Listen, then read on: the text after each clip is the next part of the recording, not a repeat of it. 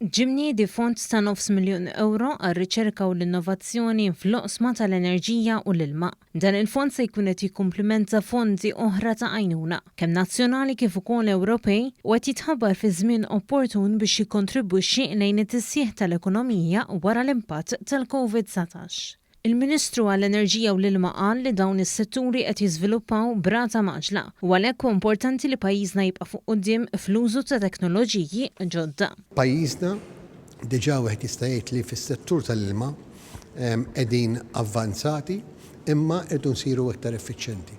Iktar effiċjenti fejn tidħol l-użu tal-enerġija biex nipproduċu l-ilma kif ukoll li konna il-magni tagħna li jkunu iktar effiċjenti fil-produzzjoni.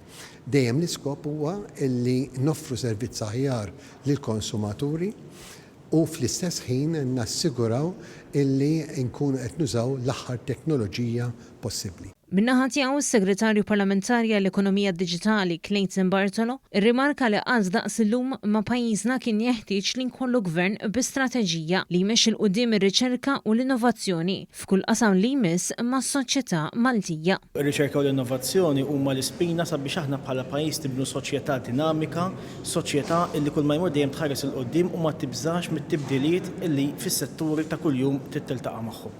U hawnhekk għandna eżempju ċar fejn qegħdin naraw kif fil-qasam tal-enerġija u l-ilma se nkunu qegħdin nużaw l-innovazzjoni sabiex bekk inkomplu nsaħħu dan il-qasam u dejjem igawdu iżjed il-familji u n-negozji Maltin u Għawċin.